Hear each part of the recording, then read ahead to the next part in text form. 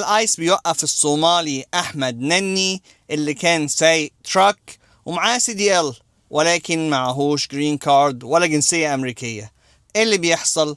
في واحد صومالي اسمه احمد نني دوت دخل الولايات المتحدة الامريكية من خلال الحدود واتحجز في المعسكر، وبعد كده تم اطلاق سراحه وعمل قضية لجوء، والقضية لسه بيندنج، لسه معلقة، لسه ما اتحكمش فيها. واتجوز سيدة امريكية، والسيدة الامريكية قدمت له على جرين كارد بعد ما اتجوزه هنا في امريكا، والمعاملة بتاعته لسه بيندنج برضو لموضوع الجرين كارد. يعني لسه ما خدش الجرين كارد بتاعه، ما خدش القرار النهائي بتاعه فيه، ولا خد القرار النهائي في موضوع اللجوء بتاعه.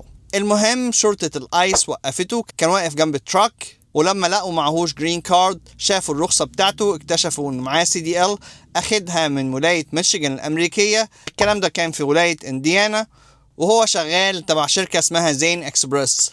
المهم الدنيا مقلوبة دلوقتي، وبيقولوا ازاي واحد معهوش جرين كارد، معهوش جنسية، ومعاه CDL ويسوق عربية تراك كبيرة. زي ما اتكلمنا قبل كده، انا سألت على الرخصة بتاعت CDL هنا في ولاية نيوجيرسي للناس اللي معاهم CDL للسكول باص، وقالوا لي طول ما الرخصة شغالة يقدر يسوق.